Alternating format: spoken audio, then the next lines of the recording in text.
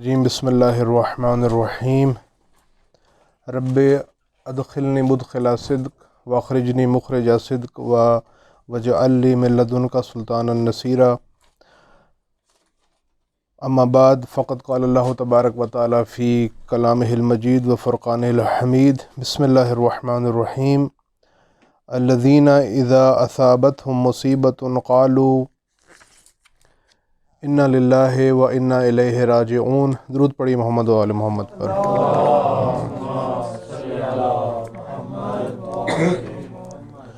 پروردگار عالم کی بارگاہ میں دعا ہے کہ پروردگار تمام عزیزان کو، تمام مومنین کو اپنی حفظ و امان محفوظ فرمائے۔ جتنے بھی مریض ہیں، علیل ہیں، بیمار ہیں، گھروں میں، اسپتالوں میں، پروردگار سب کو شفاء کاملہ و عاجلہ نصیب فرمائے۔ جو پریشان حال مومنین ہیں ان کی پریشانیوں کو دور فرمائے۔ پروردگار جو سفر میں انہیں خیر و عافیت کے ساتھ اپنی منزلوں مقصود تک پہنچائے۔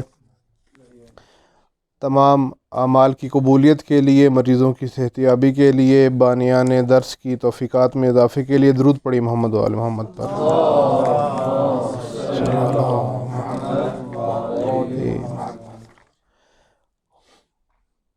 اللہ تعالیٰ کی بارگاہ میں شکر گزار ہیں کہ آج ہم اس کورس کی تیسری نشست میں موجود ہیں۔ پروردگار ہمیں اس عمل سے، اس نشست سے، اس کورس سے بھرپور استفادے کی توفیق نصیب فرمائے۔ آپ کے سامنے میں نے چند آیات لکھی ہیں۔ پہلی سورہ بقرہ کی آیت نمبر 156 جو پچھلی دفعہ بھی جس کی تلاوت کی تھی ابھی بھی آپ کے سامنے پڑھی ہے۔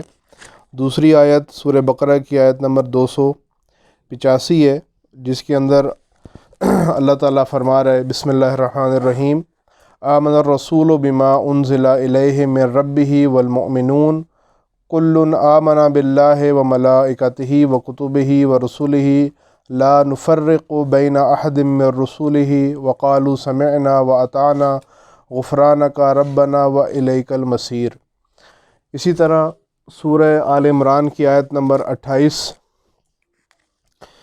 اس کے اندر اللہ تعالیٰ یہ فرما رہا ہے بسم اللہ الرحمن الرحیم لا يتخذ المؤمنون الكافرین اولیاء من دون المؤمنین ومن يفعل ذلك فليس من اللہ في شيء الا ان تتقوا منهم تقات ويحذركم اللہ نفسہ والى اللہ المصیر۔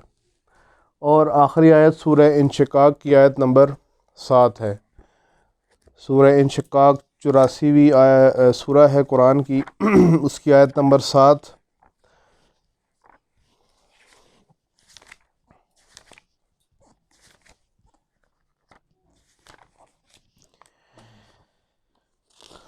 اس کی آیت نمبر 7 ہے جس میں اللہ تعالیٰ یہ فرماتا ہے کہ اے انسان، یا ایھا الانسان انکا قادح الی ربک قدحا فملاقیہ۔ یہ آیات شروع میں لکھنے کا مقصد یہ ہے کہ ہماری گفتگو زیادہ تر ان آیات کے بارے میں ہوگی آج، اس لیے آپ کے ذہن میں ہو کہ یہ قرآنی آیات ان کے ایڈریس ہیں جو بعد میں آپ جا کے ان کو دیکھ بھی سکتے ہیں اور تلاوت کر سکتے ہیں، نوٹ کر سکتے ہیں کہ اس میں کیا بات کی گئی ہے۔ اپنی گفتگو باقاعدہ شروع کرنے سے پہلے ایک نقطہ جو آپ کے لیے بیان کرنا ضروری ہے سب کے لیے، کیونکہ ہر درس میں تقریباً چہرے بدلتے ہی رہتے ہیں، کچھ شاید مستقل 5-10% مستقل ہیں، باقی تو لگا ہوا سلسلہ پتہ نہیں 12ویں کلاس تک کیا صورتحال رہتی ہے، نہیں علم اس کا۔ لیکن جو نقطہ، جو چیز آپ کی خدمت میں عرض کرنی ہے ابھی وہ یہ کہ بہت ساری چیزیں ہماری زندگی میں ایسی ہیں، بہت ساری باتیں ہماری زندگی میں ایسی ہیں، بہت سارے امور ہماری زندگی میں ایسے ہیں جن کے ہونے یا نہ ہونے سے کوئی فرق نہیں پڑتا۔ اگر وہ چیز ہو تب ایک صورت ہوتی ہے، ایک حالت ہوتی ہے، لیکن کوئی اتنا خاص فرق نہیں ہے، اور اگر وہ نہ ہو تب بھی کوئی خاص فرق نہیں پڑتا۔ لیکن بعض امور ایسے ہیں کہ اگر وہ ہوں تب بھی بہت بڑا فرق پڑتا ہے، اور اگر وہ نہ ہو تب بھی بہت بڑا فرق پڑتا ہے۔ دونوں صورتیں ایک جیسی نہیں ہیں۔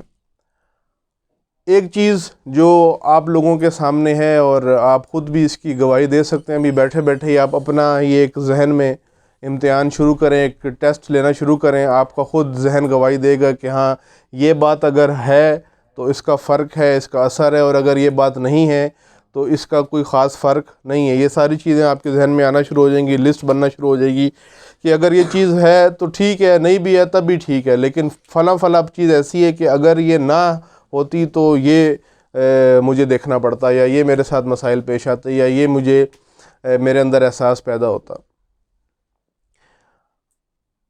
دونوں حالتیں برابر، بعض امور ایسے ہیں جن کی دونوں حالتیں برابر نہیں ہیں۔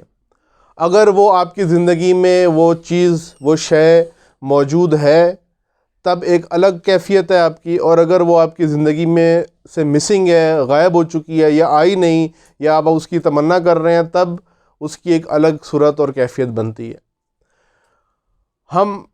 میں نے اس لیے ایک جنرل بات کی ہے کہ بہت ساری چیزیں جو آپ جن کو مشاہدہ کر سکتے ہیں، مثلا ابھی بالکل یعنی جو ہمارے دلوں سے چیز جڑی ہوئی ہے اس کی مثال دے دیں، یا جس کی جڑی ہوئی ہے، یا ہم جس کے اسیر بن چکے ہیں، یا اب ہماری ضرورت بن گئی ہے، اب ہم اس کے بغیر نہیں رہ سکتے۔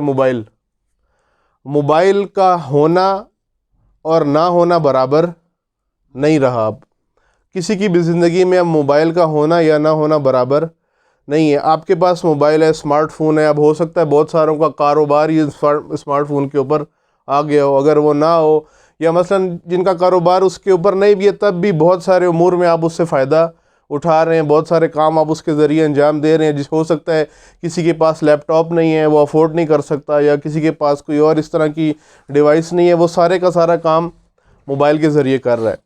بہت ساری استعمالات اس کے ہیں، وہ آپ بہتر جانتے ہیں۔ اگر یہ فون آپ کے پاس نہ ہو تو بڑا فرق پڑتا ہے آپ کی زندگی میں، اگر کچھ دیر کے لیے بھی نہ ہو، یا مستقلی طور پہ اب نہ ہو، اب کی بات میں کر رہا ہوں۔ ایک زمانہ تھا آپ کی زندگی میں جب آپ کے پاس موبائل نہیں تھا، اس وقت کوئی خاص فرق نہیں تھا، اس وقت آ بھی گیا تھا تو کوئی خاص فرق نہیں پڑا تھا، لیکن جیسے جیسے وقت گزرا اس نے اپنی اتنی حیثیت بنا لی ہے کہ اب آپ اس کو چھوڑ نہیں سکتے۔ آپ کے اگر موبائل ٹوٹ جائے، یا خدا نخواستہ چوری ہو جائے، آپ کے پاس اگر پیسے نہ ہوں، تب بھی آپ کو قرضہ کر کے کسی سے ادھار لے کے آپ کو موبائل لینا پڑتا ہے۔ آپ بھاگتے ہیں، فوراً جا کے سم بند کرواتے ہیں، کیوں جی میرا ڈیٹا اس میں پڑا ہے، میرا کام اس سے چل رہا ہے، میرے روابط ہیں اس میں۔ ایک کیفیت ایسی بن چکی ہے۔ لیکن جس وقت آپ کے پاس نہیں تھا، جب آیا فون، تو اس وقت کی، جب آیا تھا آپ کے پاس، اس وقت کی تقریباً حالت ایک جیسی تھی، نہیں تھا اور تھا تو کوئی خاص فرق نہیں پڑا۔ لیکن بعض چیزیں ایسی ہوتی ہیں کہ وہ انسان کے پاس اگر آ بھی جاتی ہیں تو اس کی زندگی میں کوئی نمایاں تبدیلی رونما نہیں ہوتی۔ مثلا فرض کریں اگر آپ نے ایک جیکٹ ابھی پہنی ہوئی ہے، سردی ہے، ٹھنڈ ہے، سب نے ایک جیکٹ پہنی ہوئی ہے، اگر یہی والی جیکٹ آپ کے پاس پہلے نہیں تھی تو ایسا نہیں تھا کہ آپ زندگی نہیں گزار سکتے تھے، آپ کا نظام چل رہا تھا۔ ابھی بھی اگر کوئی اٹھا کر مسجد کے اندر سے کوئی تحفہ سمجھ کے اٹھا کر لے جائے، آپ لٹکائیں وضو کرنے کے لیے کسی جگہ پر رکھیں، اگر وہ جیکٹ لے جائے، نقصان تو آپ کو ہوگا، لیکن ایسا نہیں ہے کہ آپ کا نظام زندگی رک جائے۔ یہی ہوگا، آپ جا کر گھر سے دوسری پہن لیں گے، یا اگر آپ کے پاس بالکل کوئی اور سردی سے بچنے کا ذریعہ نہیں ہے تو آپ جا کے تھوڑا سا خرچہ کر کے اور نئی جیکٹ خرید لیں گے۔ کوئی خاص اتنا کہہ لیں کہ وہ طوفان نہیں آیا۔ لیکن بہت سارے امور ایسے ہیں، جیسے میں نے موبائل کی مثال دی، اس طرح بہت سارے امور ایسے ہیں کہ جن کی دونوں حالتیں برابر نہیں ہیں بلکہ بہت بڑا فرق ہے۔ فرض کریں آپ میں سے اگر کوئی ایسا ہے جس کا کاروبار جو ہے وہ ٹرانسپورٹ سے ریلیٹڈ ہے، وہ گاڑی کے اوپر یا موٹر سائیکل پہ اس کا کاروبار کا تعلق اس چیز سے، تو اگر اس سے یہ چیز لے لی جائے، یا چھن جائے، یا چوری ہو جائے، یا خراب ہو جائے، تو اس کی دونوں حالتیں برابر نہیں ہیں۔ بہت بڑا نقصان بھی ہے، بوجھ آئے گا، مشکل کھڑی ہو جائے گی، اس کے لیے مصیبت ہوگی، اس کے لیے اخراجات اس کے بڑھ جائیں گے، اسے دھکے کھانے پڑیں گے لوکل ٹرانسپورٹ کے، یا اس کے جو ہے اگر یہ اور ٹیکسی استعمال کرتا ہے اس کے بجٹ کے اوپر بوجھ آئے گا، یعنی مشکلات کے اندر وہ آ جائے گا، حالت دونوں برابر نہیں اس کی بنے گی۔ یہ عام زندگی کی جو چیزیں ہیں ان میں سے میں نے آپ کے ساتھ بات کی۔ یا آپ تعلقات میں دیکھ لیں، بعض لوگ ہیں ان کے ساتھ آپ کے تعلقات نہیں تھے پہلے، اب آپ کے ساتھ ان کی سلام دعا بن چکی ہے، لیکن وہ تعلق ایسا ہے کہ اگر وہ ختم بھی ہو جاتا ہے تو کوئی خاص فرق نہیں پڑتا۔ فرض کریں آپ کی ٹرانسفر ہوتی ہے، آپ کسی جگہ جاتے ہیں، وہاں پر ایک گارڈ ہے جو کھڑا ہوا ہے باہر، چوکیدار ہے، اس کے ساتھ آپ کی روز سلام دعا ہوتی ہے۔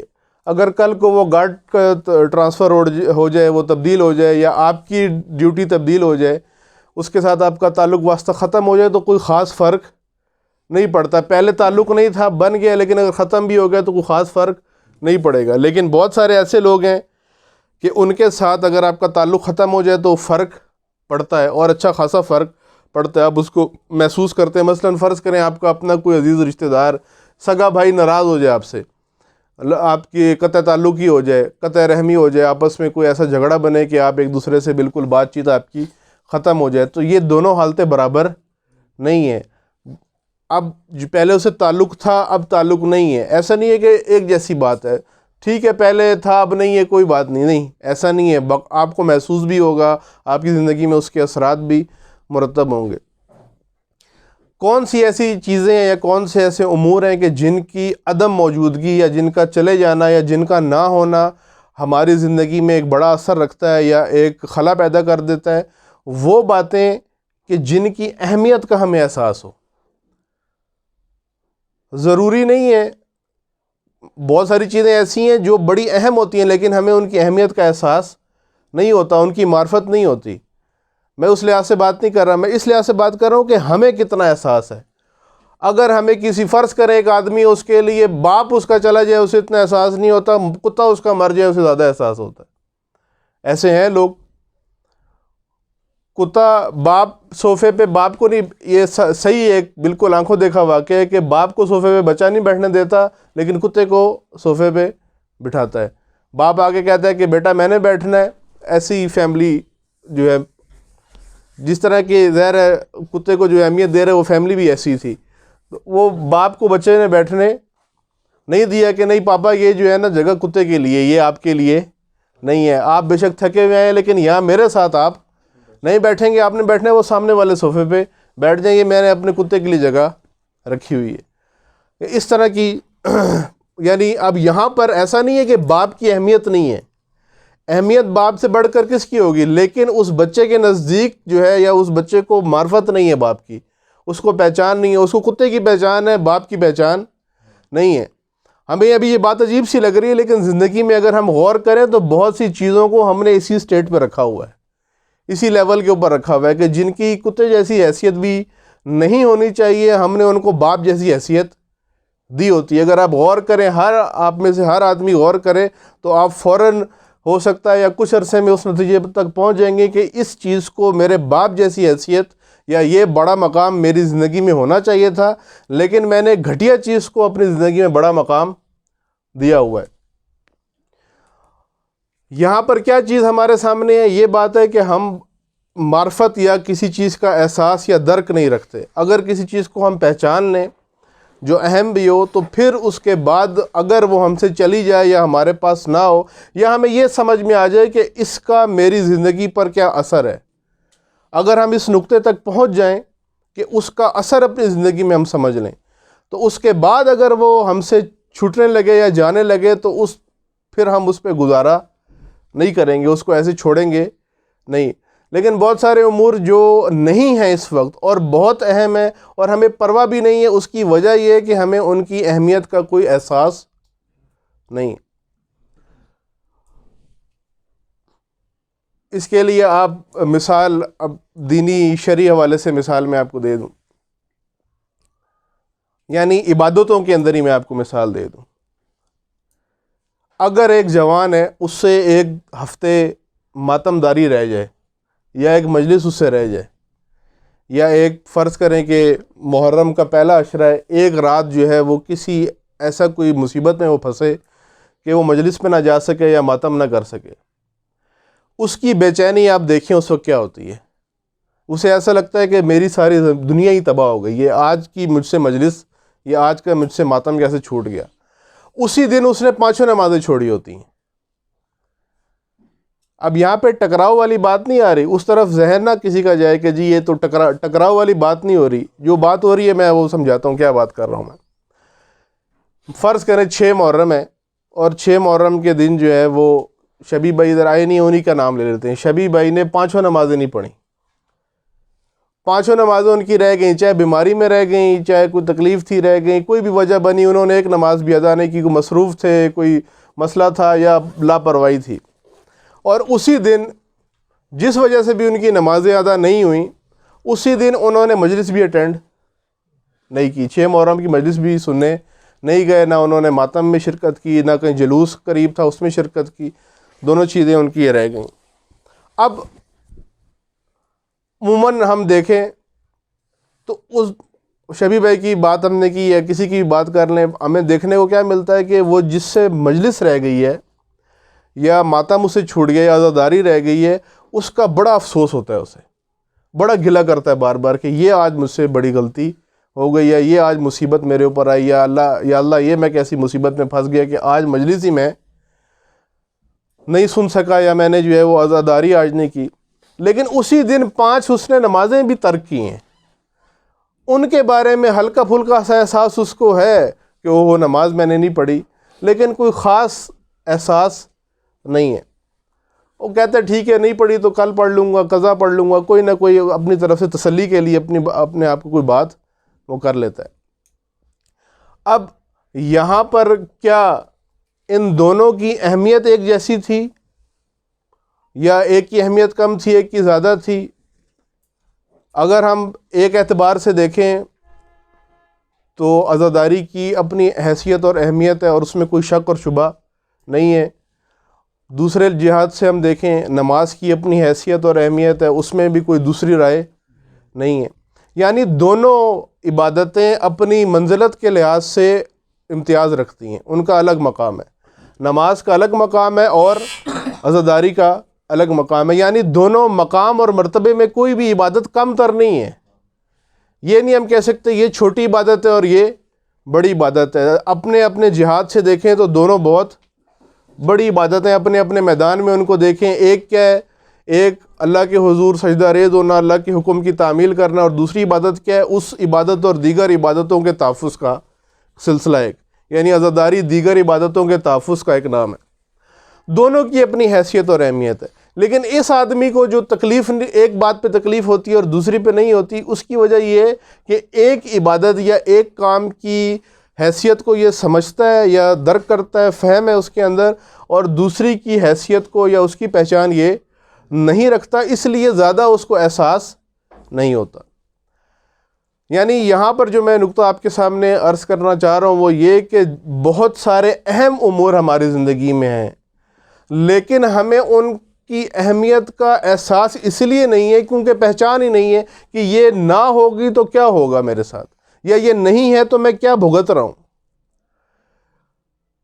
انہی امور میں سے بہت سارے دینی امور بھی ہیں، میں نے اسی لیے نماز عزاداری کی بات کی، اس میں بہت سارے دینی امور بھی آتے ہیں، تو مثال دی بہت ساری چیزیں، بہت سارے دینی فرائض اور عبادات، بہت سارے الہی احکامات جن کے اوپر ہم عمل پیرا نہیں ہیں یا جن کے اوپر ہم کام نہیں کر رہے، اس کی ایک بڑی وجہ یہ ہے کہ ہمیں اس کی اہمیت کا بالکل بھی اندازہ نہیں ہے، نہ ہمیں خود اندازہ ہے اور نہ ہمیں اندازہ کروایا گیا ممبر کے اوپر سے، اہل ممبر نے، مبلغین نے اندازہ، بلکہ انہوں نے تو آگے کلین چٹیں دیں کہ آپ کو اس خپ میں پڑھنے کی کیا ضرورت ہے، ہم آپ کو فارمولہ دے رہے ہیں، بس یہ پھکی ڈالو یا یہ نسوار کو جو ہے نا اپنے کلے میں بساؤ، اس کے بعد تمہیں کوئی بھی روکنے والا نہیں۔ بلکہ انہوں نے تو کھینچ کے کام بہت تو آگے تک لے گئے، یہاں تک کہہ دیا کہ حضرت سلمان فارسی نے تو منکر نکیر کو تڑی ماری تھی کہ تم مجھ سے کون ہو پوچھنے والے،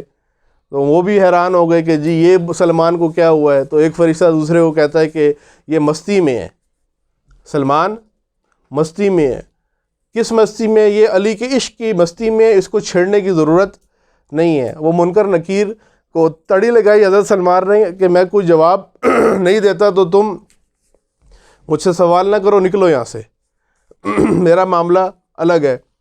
تو اس طرح کی باتیں جب کی جاتی ہیں، ظاہر ہے اب وہ جو اسٹوری بنا رہا ہوتا ہے وہ اتنا نہیں سوچتا کہ جس سلمان نے منکر نکیر کو تڑی لگائی ہے وہ ملک الموت کو بھی تو لگا سکتے تھے، ملک الموت کو بھی لگاتے کہ تو کدھر آیا ہے، میں تو جاتا ہی نہیں تیرے ساتھ۔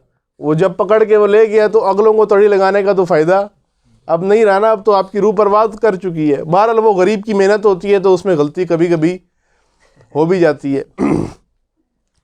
تو اس طرح کی جب باتیں کی گئی، میں اس لیے مثال دے رہا ہوں کہ اس طرح کی بہت ساری باتیں آپ کے آئیں گی ذہن میں زیادہ مثال نہیں دیتا کیونکہ پھر ہمارا ذہن شخصیات میں گھومنے لگتا ہے کہ اچھا اس نے ہی کہا ہوگا، اس نے کہا ہوگا، یا یہ بات اس نے کی ہوگی. بہت ساری باتیں اس طرح کی، بہت سارے لوگوں نے ممبر پہ آ کر آپ کو اس حلیے والوں نے بھی، وہ جنا کیپ والوں نے بھی، اور کسی کیپ والے جو نہیں ہوتے، بالکل کیپ فری جو ہوتے ہیں، انہوں نے بھی، ہر حلیے کے لوگوں نے آ کے ایسی تبلیغ کی ہے بہت سارے دینی امور کی کہ ہمیں ان کی اہمیت کا کوئی بھی احساس نہیں ہے. بلکہ ہمیں تو یہ احساس ہے نہ بھی کیا تو کیا فرق پڑے گا، کھا تو رہے ہیں نا، ہم کھاتے بھی ہیں، سوتے بھی ہیں، ساری زندگی کام ہو رہے ہیں، یہ نہیں بھی ہے تو کیا ہے. یعنی اس طریقے سے پیش کیے گئے ہمارے سامنے کہ ہمیں ان کی اہمیت کا کوئی اندازہ نہیں ہے، اور وہ ضائع بھی ہو رہے ہیں تو احساس نہیں ہے. احساس ضیاء نہیں ہے ہمیں، جو علامہ اقبال پیٹتے تھے کہ ان کو احساس ضیاء نہیں ہے، ایسے ہی ہمیں کوئی احساس ضیاء نہیں ہے. ہاں، ہمارا ڈیٹا ضائع ہو جائے، موبائل کا ڈیٹا ضائع ہو جائے، نیٹ ہمارا ضائع ہو جائے، منٹ ضائع ہو جائے، بیلنس ضائع ہو جائے، تو جو شکل پہ تاثرات ہوتے ہیں ان سے ایسا لگتا ہے کہ ابھی جو ہے ملک الموت چھو کے نکلا اس کو.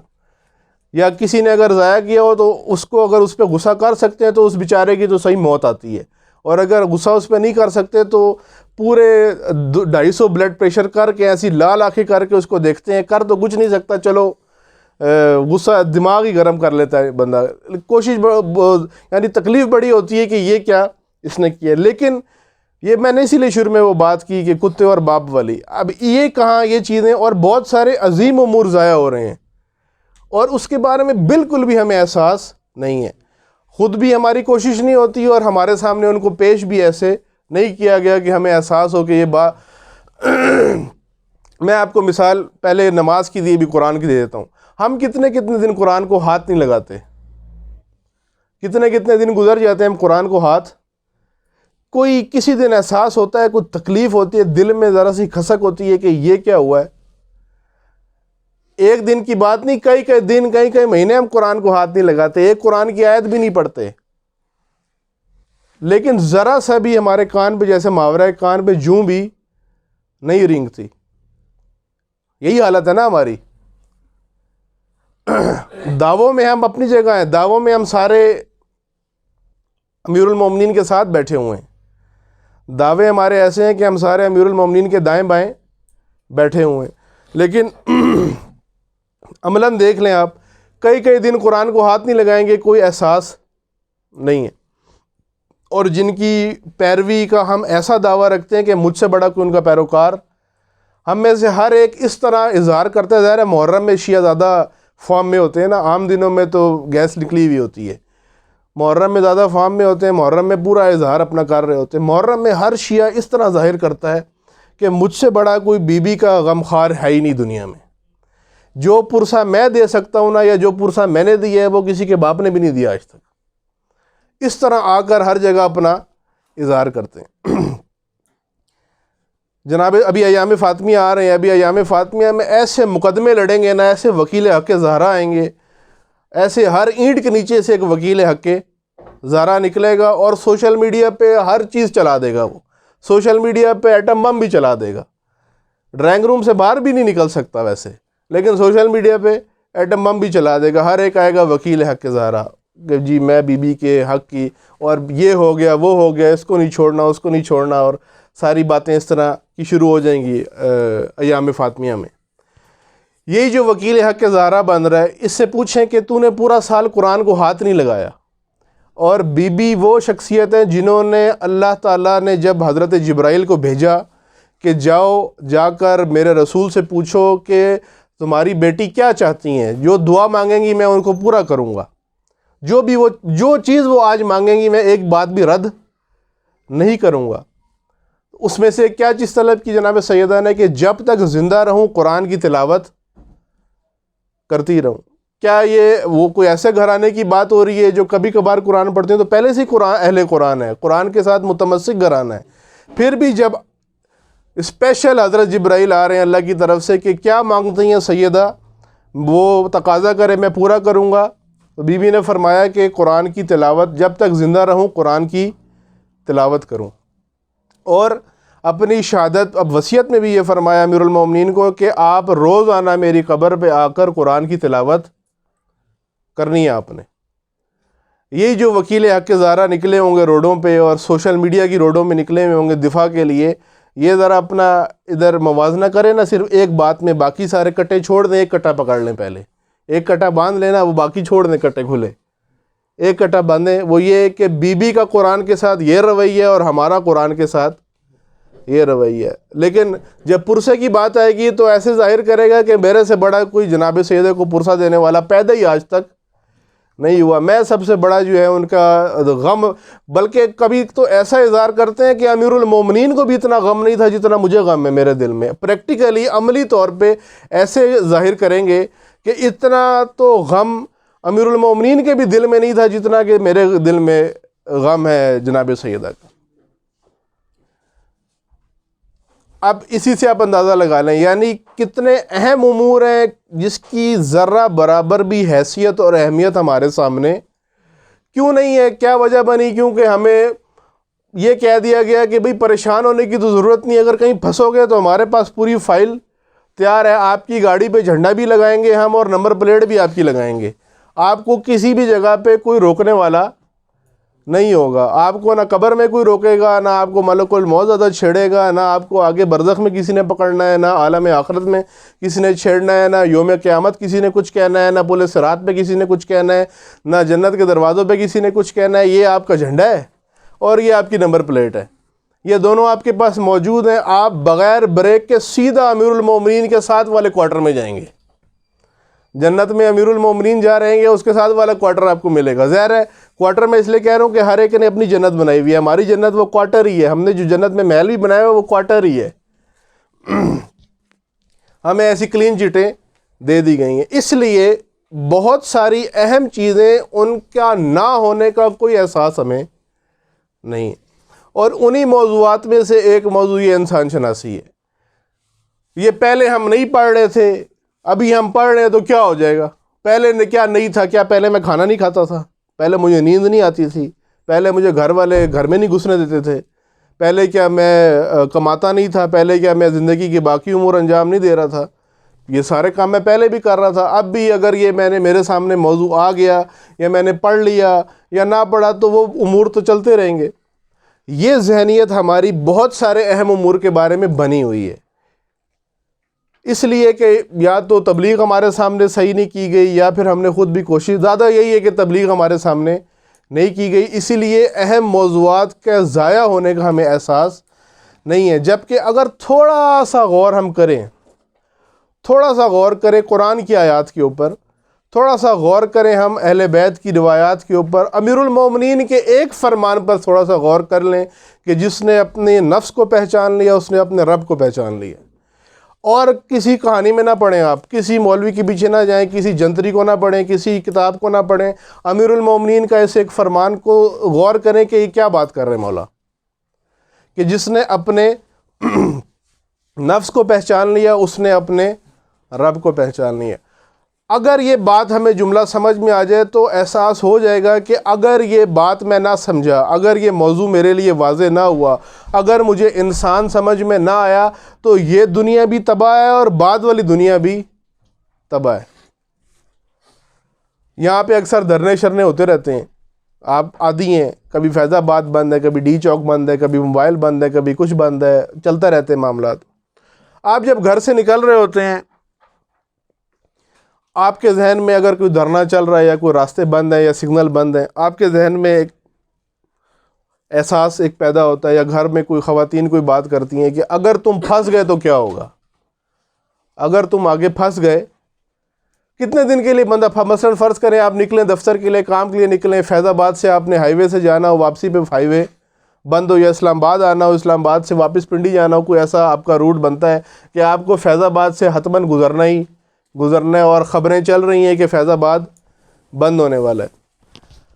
آپ کو آپ کے ذہن میں یہ احساس ہوتا ہے کہ ہاں اگر میں پھنس گیا تو ممکن ہے 1-2 دن تو کہیں بھی نہیں گئے. یا تو ہوا بھی ابھی جب پچھلے دنوں یہ مسئلہ بنا تھا تحریک لبیک والا, تو اس وقت بعض دوست جو ہیں وہ اپنے گھروں سے نکلے ہوئے تھے, بعض ڈیوٹی پہ تھے, کہیں نہ کہیں کچھ لوگ پھنس گئے اور وہ جو ہے نہیں پہنچ سکے.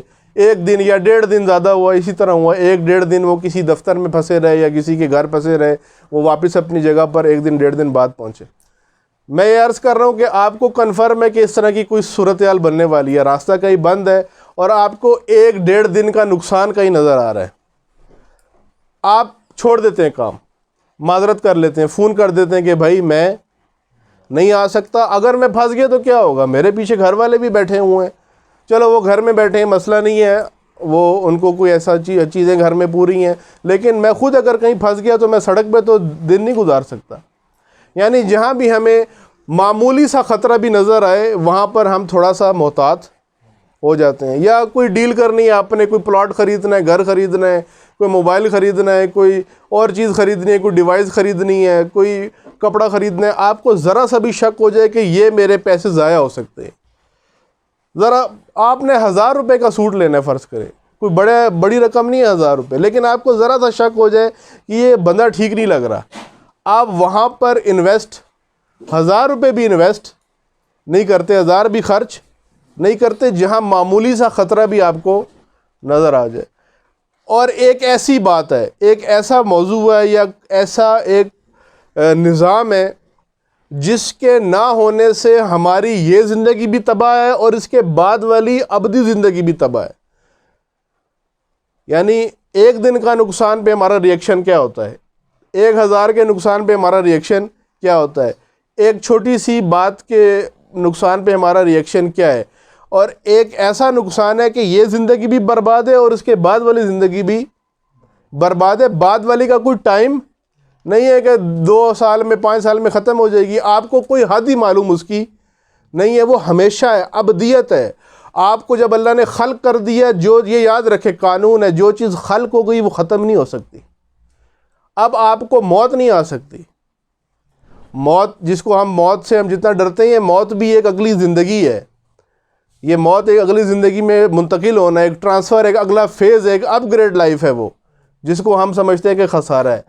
اب آپ کو جب اللہ نے پیدا کر دیا اب ختم نہیں ہو سکتی، اب آپ کا یہ نظام بدلتا رہے گا، حلیہ بدلتا رہے گا، شکل بدلتی رہے گی، یا جس جگہ پر آپ نے رہنا ہے وہ جگہ بدلتی رہے گی، لیکن آپ ختم نہیں ہو سکتے۔ آپ کی حقیقت کیونکہ آپ اللہ کی ذات سے جڑے، ایک الگ بات ہے، اللہ کی ذات سے جڑے ہیں، اللہ قائم ہے، آپ بھی اللہ کے ساتھ جڑے ہوئے ہیں نا، تو آپ بھی ختم نہیں ہوں گے، اللہ آپ کو آگے اگلے جہانوں میں لے جائے گا۔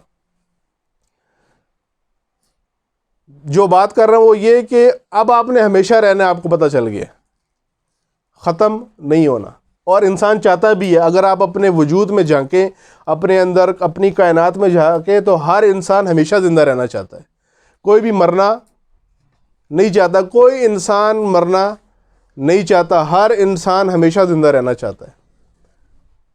اگر انسان کی فطرت کے اندر آپ جھانکیں نا، جس اصل جو فطرت محفوظ ہے جس کی، انسان کبھی بھی مرنا نہیں چاہتا، انسان ہمیشہ زندہ رہنا چاہتا ہے۔ اب آپ کو اگر یہ پتہ چل جائے کہ میں نے ایک جگہ ہمیشہ رہنا ہے اور وہاں پر اگر یہ چیز نہیں ہوگی تو مجھے ہمیشہ ہی مار پڑتی رہے گی، تو آپ اس کے بارے میں حساس ہوں گے یا نہیں ہوں گے؟ یقینی سی بات ہے حساس ہوں گے۔ اگر یہ چیز نہ ہوئی اور میں نے وہاں ہمیشہ رہنا ہے تو یہ تو میرے لیے مصیبت بن جائے گی، یا مجھے اس کا اتنا بڑا نقصان اٹھانا پڑے گا۔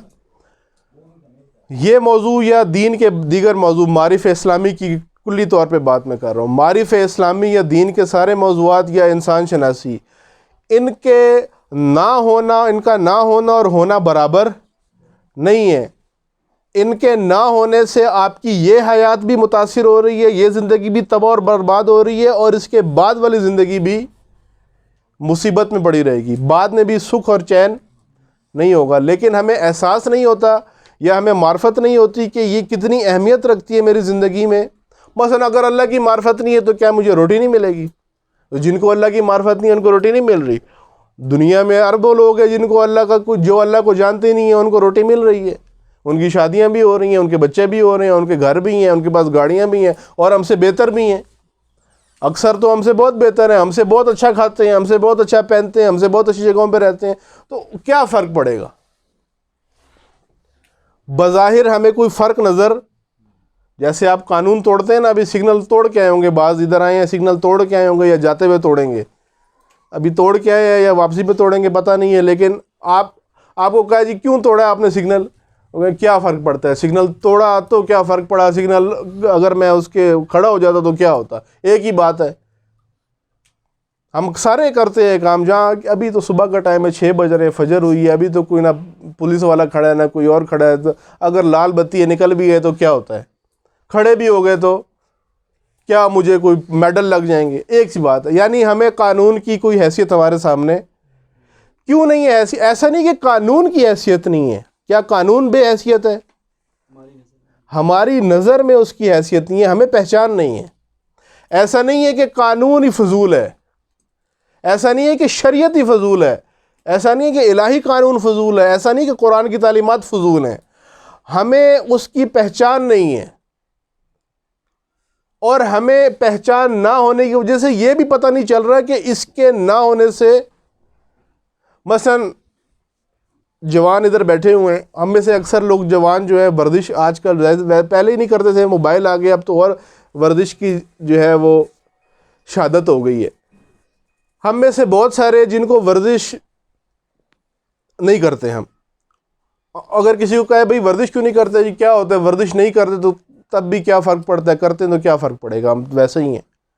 جن کا وزن تھوڑا بڑا ہو، وہ بھی جس کو لوگ تانے دے رہے ہوں کہ تو بہت وزن تیرا بڑھ گیا ہے، اس کو تھوڑا سا احساس ہونے لگتا ہے کہ ہاں مجھے کچھ کرنا پڑے گا، وہ بھی شادی تک، شادی ہو جائے گا ٹھیک ہے ایسی کی تیسی، وزن بڑھتا ہے تو بڑھتا رہے، اب تو شادی ہو گئی ہے، اب کس نے دیکھنا ہے۔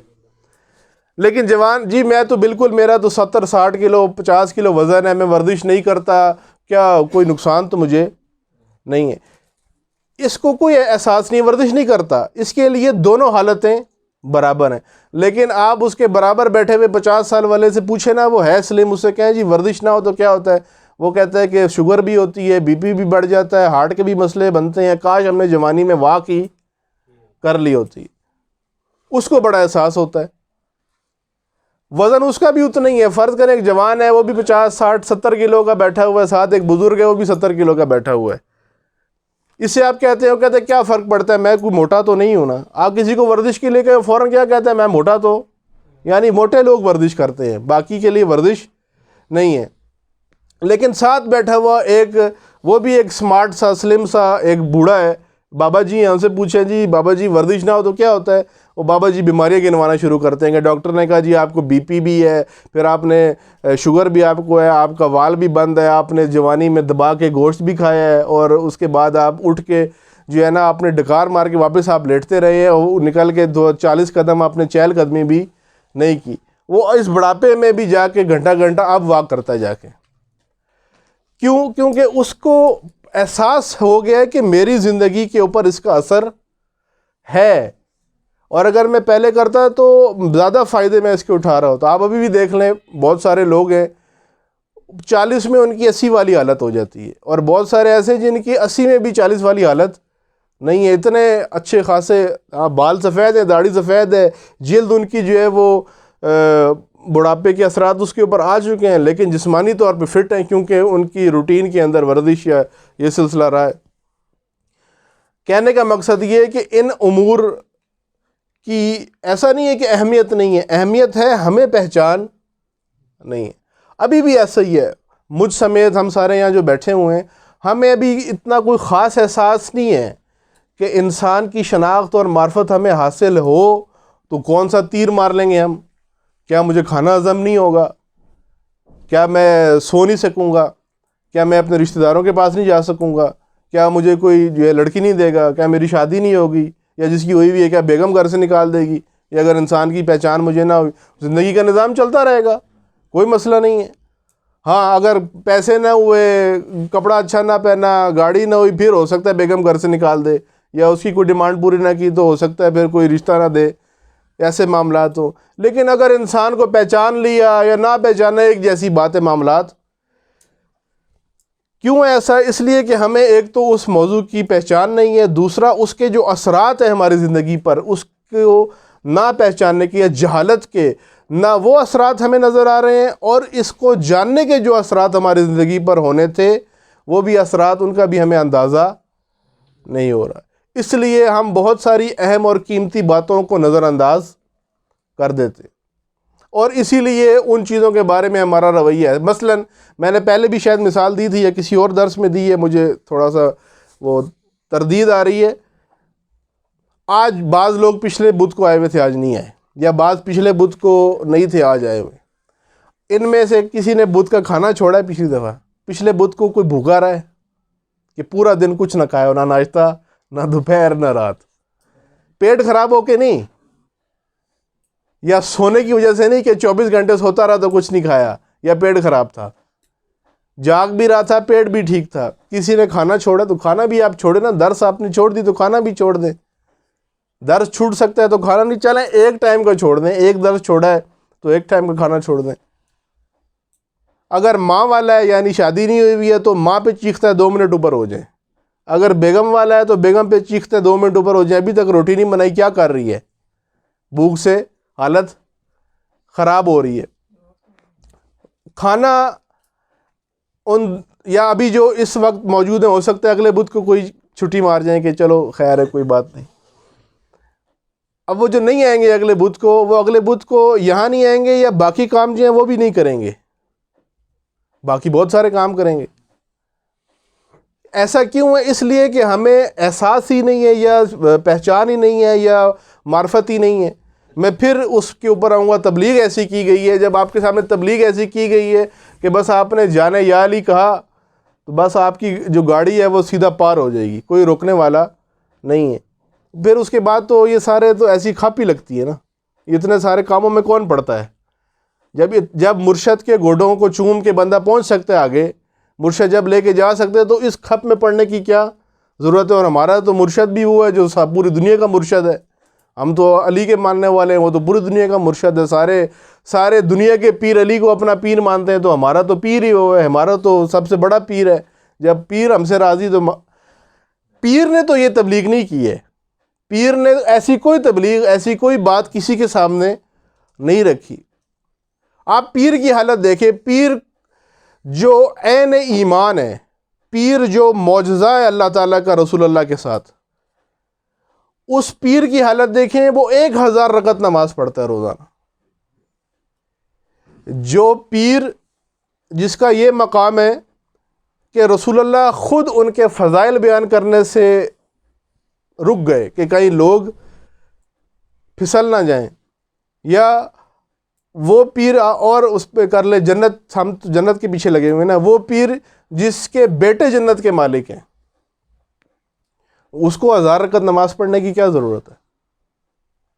ان کا رویہ کچھ اور ہے. ہم دعا مانگتے ہیں اللہ سے, ہم ایسے دعا مانگتے ہیں ڈیل کر رہے ہیں اللہ سے. یہ میرے پاس نہیں ہے, یہ دے دے. وہ میرے پاس نہیں ہے, وہ دے دے. یہ کام پھنسا ہوا, یہ نکلوا دے, یہ کر دے, وہ کر دے. تجھے اس کا واسطہ, اس کا واسطہ, اس کا واسطہ, مہربانی کر.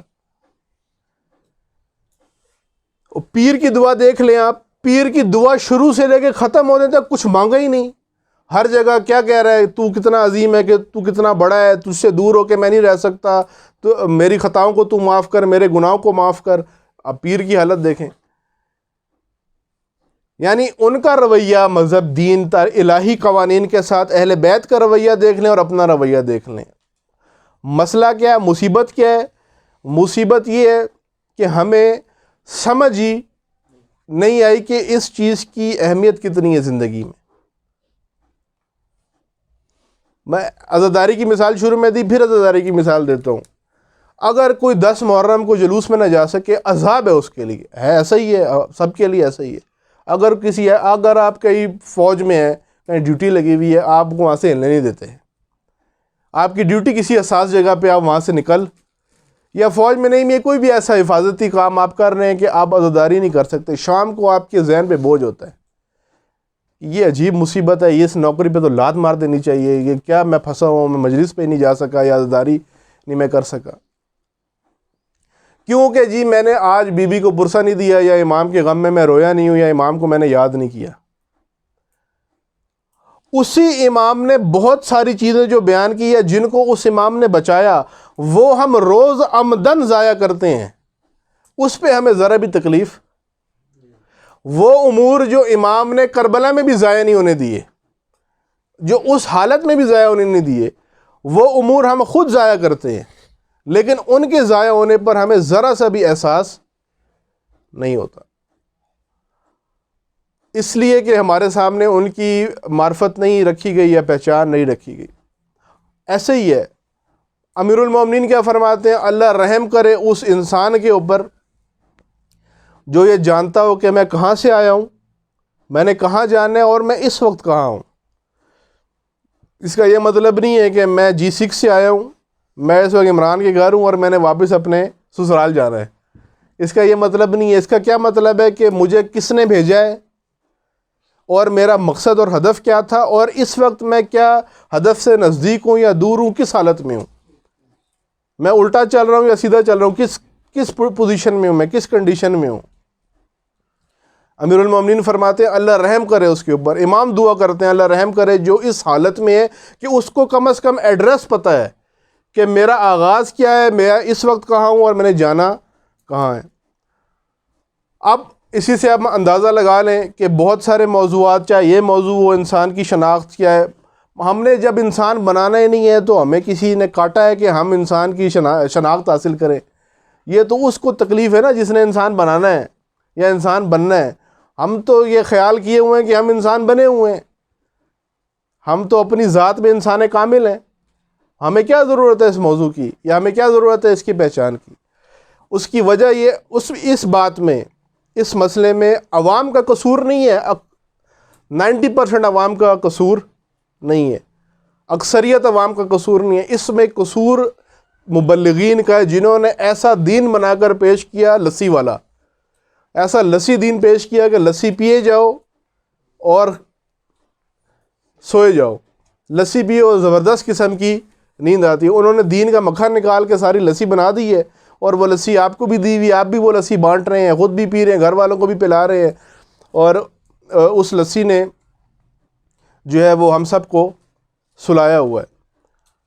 میں مثال اسی لیے اپنی مثال دی کہ درس رہ گیا تو کیا ہوا، کھانا نہیں چھوڑا، کھانا کھایا ہے سب نے، 3 راؤ دبا کے کھایا ہوگا، لیکن درس رہ گیا تو رہ گیا۔ جنہوں نے یہ روایات جمع کر کے احادیث ہمیں دی ہیں، جن شخصیات نے، ذرا ان کی زندگی کو دیکھیں، غیر معصوم کی اس پہ آ جائیں نا، معصوم پہ بات کرتے ہیں تو شک آنے لگتا ہے کہ نہیں ان کے ساتھ ہم کیسے ہو سکتے ہیں۔ ایک ایک حدیث کو جمع کرنے کے لیے، لکھنے کے لیے ایک ایک شخصیت نے کئی شہروں کا سفر کیا، کئی دیہات جا کر، کئی میل گھوڑوں پر، خچروں پر سفر کیا۔ کس لیے؟ ایک حدیث اسے پتہ چلی کہ فلاں 400 کلومیٹر دور علاقے میں ایک آدمی رہتا ہے جس کو امیر المومنین کی ایک حدیث پتہ ہے، جو اس نے خود امیر المومنین سے یا کسی واسطے سے سنی تھی، وہ جا کر وہ لکھ کر لے کے آتا ہے ایک حدیث کے لیے۔ ہم کیا کہتے ہیں جی؟ واٹس اپ کر دینا، ای میل کر دینا۔ وہ ای میل واٹس اپ بھی نہیں کھولتے، چھوڑ دیتے ہیں، خیر ہے، کیا ضرورت ہے۔ اور یہ چل کے کہاں جا کر ایک حدیث لے کر آیا کہ جی یہ حدیث میرے مولا کی تھی جو مجھے یہاں سے ملی۔ کیوں؟ اس لیے کہ اس کے سامنے حیثیت اور اہمیت ایک چیز کی واضح ہو چکی ہے۔ اگر ہمیں ان مطالب کا احساس ہو جائے کہ کتنی ضروری ہیں ہمارے لیے، ہم ہو سکتا ہے کھانا بھی چھوڑ دیں لیکن یہ بات نہ چھوڑیں، یعنی یہ امور نہ چھوڑیں، ہم کوشش کریں ہمیں کہیں سے ان چیزوں کی شناخت حاصل ہو جائے۔ اس لیے پہلے اہمیت جانا ضروری ہے۔ ایسا نہیں ہے کہ اگر ہم نے یہ باتیں کر لیں تو پہلے کی زندگی میں اور ان باتوں کو سننے کے یا سمجھنے کے بعد کوئی خاص فرق نہیں ہوگا، بلکہ اگر ہمیں احساس ہو جائے یا تھوڑی سی پہچان ہو جائے کہ یہ کیا بات ہو رہی ہے یا کیا ہم سمجھنا چاہ رہے ہیں، تو ہماری زندگی میں واضح اثرات ہیں، کیونکہ اس کا تعلق اس زندگی سے بھی ہے اور اس کی بعد والی زندگی سے بھی تعلق ہے جو ہمیشہ کی ہے۔ اگر یہ چیز رہ گئی تو یہ نہیں ہے کہ کوئی یہی ہوگا، فرشتے 2 کان کے نیچے مار دیں گے کہ تجھے یہ نہیں آتا نالائق، اس میں تو ادھر 0، اس پیپر یہ پرچہ ہوگا، ہمیں وہ پرچہ پکڑائیں گے، ہم کہیں گے جی یہ موضوع میں نے نہیں پڑھا، مجھے مولانا صاحب نے نہیں پڑھایا، مہربانی کرو کوئی تھوڑا لے دے کے کام کر دو۔ ہمیں لے دینے والا عادی بنا دیا نا، وہ کہے گا نہیں لینے دینے والا نہیں ہے بھائی، 2 پڑھیں گے کہ ٹھیک ہے 2 مار لو، جان چھوڑو، اگلا پیپر دو۔ ایسا نہیں ہونے والا۔ یہ نہ ہونے کا نتیجہ امیر المومنین کے فرمان کے مطابق جو ہے نا وہ اسی وقت سمجھ میں آئے گا جب بندے کی آنکھ بند ہوگی کہ یہ میں نے کیا کیا ہے یا یہ کیا رہ گیا مجھ سے، اس وقت احساس ہوگا. جن کو احساس ہو جاتا ہے وہ آپ نے عطار نیشا پوری کا واقعہ سنا ہوگا. اکثر آپ نے سنا ہوگا عطار نیشا پوری فارماسسٹ تھا جو دوائیاں بناتا تھا اپنے زمانے میں. بڑا مشہور ڈاکٹر بھی تھا اور طبیب بھی تھا. عطار تھا. عطار یہاں تو وہ عطار کہتے ہیں نا وہ مدنی ٹی وی والوں کو, مدنی چینل والے عطار نہیں ہوتے, عطار کہتے ہیں فارماسسٹ کو جو دوائی بھی بناتا ہو. یہ عطار نیشا پوری جو ہے نا علامہ اقبال کے پیر کا بھی پیر ہے. علامہ اقبال کا پیر مولانا روم ہے, مولانا روم کا پیر عطار نیشا پوری ہے. یہ اپنے کلینک میں بیٹھ کے دوائیاں بنا رہا تھا, بڑا مشہور تھا, ارد گرد سے لوگ آتے تھے اس سے دوائی لینے کے لیے, بڑی زبردست دوائی اس کی ہوتی تھی. ایک ملنگ سا بندہ آیا, ایسے پاگل سا ایسے لگا کہ وہ آ کے ایسے گھرنا شروع ہو گیا دکان کے باہر سے. اس نے کہا کیا مسئلہ, دوائی چاہیے, آ جاؤ اندر. اس نے کہا نہیں میں ویسے ہی کھڑا ہوں. وہ اپنے کام میں پھر لگ گیا. پھر تھوڑی دیر بعد دیکھا وہ گھور کے دیکھ رہا ہے اس کو عجیب سا لگا. ظاہر ہے کسی کو بھی گھورے تو عجیب سا لگتا ہے. وہ گھور کے دیکھ رہا ہے تو کہا کیا مسئلہ ہے, کوئی دوائی چاہیے, بیمار ہو, پیسے نہیں ہیں تمہارے پاس, مسئلہ نہیں, آؤ میں تمہیں دوا دیتا ہوں, تم چلے جانا. اس نے کہا میں اپنا کھڑا ہوں دیکھ رہا ہوں, مجھے دوائی نہیں چاہیے, کوئی مسئلہ نہیں ہے. پھر دیکھا وہ پھر گھور رہا ہے. تھوڑی دیر بعد غصہ آنا شروع ہو گیا کہ عجیب آدمی ہے. تھوڑا سختی سے کہا کہ مت کرو اس طرح, چلے جاؤ یہاں سے, کوئی کام نہیں ہے تو ہٹو ادھر سے. اس نے کہا میں باہر کھڑا ہوں کہ آپ کو کیا مسئلہ ہے, میں اندر تو نہیں آیا, نہ آپ کا کسی گاہک کو روکا ہے, نہ کوئی, بس دیکھ رہا ہوں میں آپ کو. آخری دفعہ جو ہے وہ پھر بالکل کام گرم ہو گیا. عطار نیشا پوری کو غصہ آیا. انہوں نے کہا مسئلہ کیا تکلیف ہے تمہارے ساتھ جو تم مجھے اس طرح گھور رہے ہو. وہ کہنے لگا میں دیکھ رہا ہوں تم مرے گا کیسے, تو وہ مرے گا کیسے. پہلے ہی بندہ گرم ہوا, اس پر سے کہتے تم مرے گا کیسے. اس نے غصے میں آ کے عطار نیشا پوری نے کہا جیسے تو مرے گا میں بھی ویسے ہی مروں گا. اس نے کہا یہ نہیں ہو سکتا, جیسے میں مروں گا تو ویسے نہیں مر سکتا. اور کہا جا پاگل اپنا کام کر, پتہ نہیں کیا ہے ویسے ہی. کام میں مصروف ہو گیا. پھر احساس ہوا مغرب کے وقت دکان بند کی, ایسے پتہ نہیں غریب آدمی تھا, ملنگ تھا, فقیر تھا, بھوکا تھا, کیا تھا. میں نے ایسے اس کو ڈانٹ دیا. ہو سکتا ہے اس کی کوئی ضرورت ہوگی, مجھے سمجھ نہیں آئی. یہ دیکھتا ہوں اگر ادھر کہیں آس پاس بیٹھا ہوا ہے تو اس کو کچھ ضرورت اس کی پوری کرتا ہوں, اور تاکہ وہ جو احساس ہو رہا تھا نا کہ میں نے بد کلامی اس سے کی ہے. ظاہر ہے کوئی اس کے اندر ایسی خصوصیت تھی عطار نیشا پوری کے اندر کہ اللہ تعالیٰ نے اس تک پیغام پہنچایا یا اس کو چنا کہ اس کی جو ہے نا وہ عقل بیدار ہو جائے. تو باہر آ کے دیکھا وہ تھڑے کے اوپر سویا ہوا تھا. تھڑے پہلے آپ جوان تھڑوں پہ بیٹھتے تھے, ابھی واٹس ایپ پہ بیٹھتے ہیں. اور ڈیجیٹل تھڑا ہے, پہلے جو ہے نا سیمنٹ کا تھڑا تھا, سارے قومی مسائل تھڑوں پہ حل ہوتے تھے. یہ جو پیدا ہی موبائل کے ساتھ ہوئے ان کو سمجھ نہیں آئے گی یہ بات, لیکن جو تھوڑے سے بوڑھے جوان ہیں, یعنی تھوڑا سا انہوں نے موبائل سے پہلے بھی جوانی گزاری ہے, ان کو پتہ ہے. سارے خصوصاً رمضان میں عبادتیں ہو رہی ہوتی ہیں, مغرب افطاری کر کے سحری تک ساری عبادت تھڑے پہ ہوتی ہے. سارے جو ہے نا وہ قرآنی مطالب تھڑے پہ بیٹھ کے حاصل کیے جا رہے ہوتے ہیں. گلگت میں وہ پوری رات بیٹھ کے لوڈو کھیلتے ہیں تھڑے کے اوپر سحری تک. وہاں میں رات کے ٹائم جا رہا تھا, میں نے ان سے پوچھا یہ کیا ہے. کہتے ہیں ادھر ایک گلی میں دیکھو وہاں بھی تھڑے پہ بیٹھے ہیں, دوسری پہ سارے لوڈو کھیل رہے ہیں. کہتے ہیں یہاں کا یہ جوانوں کا قومی کھیل یہی ہے, رمضان میں یہ لوڈو کھیلتے ہیں سحری تک, پھر سحری کھا کے سو جائیں گے. ظاہر ہے پھر افطاری پہ اٹھنا ہے, دن میں تو ہمت نہیں ہوتی نا, روزہ بھی تو رکھنا ہے. یہ وہ تھڑے کے اوپر لیٹا ہوا تھا, چادر اوڑی ہوئی تھی. اس نے ہلایا تو وہ ہلا نہیں. جب اس کو ذرا زور سے اس کو جھٹکا دیا تو دیکھا وہ مرا ہوا ہے. اس کے ذہن میں فوراً وہ بات آ گئی کہ اس نے کہا تھا جیسے میں مروں گا ویسے تو نہیں مر سکتا. اس نے کیا بات بتائی تھی کہ میں تو آزاد ہوں, میں تو کہیں بھی مر سکتا ہوں, میں تو مجھے کوئی میری ناف نہیں جڑی ہوئی کسی کے ساتھ, میرے لیے مرنا مشکل نہیں ہے. مجھے بلاوا آئے گا تو میں لبیک کہہ کے نکل جاؤں گا. تو کیسے مرے گا, تیری تو دنیا کے ساتھ کیسے ناف جڑی ہوئی ہے, تیرے لیے تو موت بہت مشکل ہے. میرے لیے تو موت مشکل ہے, میرے لیے تو ایسا ہی ہے جیسے امام صادق نے فرمایا, موت ایسے جیسے ایک دروازے سے دوسرے دروازے میں داخل ہو جانا, ایک دروازہ کھولو دوسرے کمرے میں چلے جاؤ.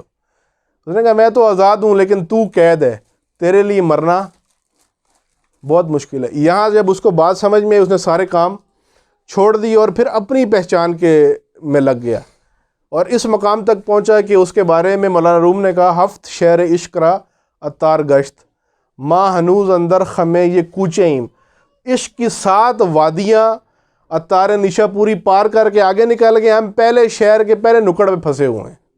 مولانا روم بھی معمولی شخصیت نہیں ہے. وہ کہتے ہیں ہم پہلے شہر میں پھنسے ہوئے ہیں. وہ 7 وادیاں کس طرح پار کی ہیں, اپنی معرفت کے ذریعے پار کی ہیں. اپنے آپ کو پہچانا, رب کو اس نے پہچان لیا, اور اس کا معاملہ جیسے جیسے آپ اپنے آپ کو پہچانتے رہیں گے ویسے ویسے اللہ کی معرفت آپ کو حاصل ہوتی رہے گی، اور اللہ کی معرفت کے حصول کا نتیجہ یہ نکلے گا کہ زندگی کے طور طریقے مختلف ہو جائیں گے، پھر دنیا آپ سے ڈرے گی۔ ابھی ہم اللہ کو نہیں پہچانتے، مثلا ایک دلیل یہ ہے کہ ہم اللہ سے ڈرتے، سیدھی بات ہے، ہم اللہ سے نہیں ڈرتے۔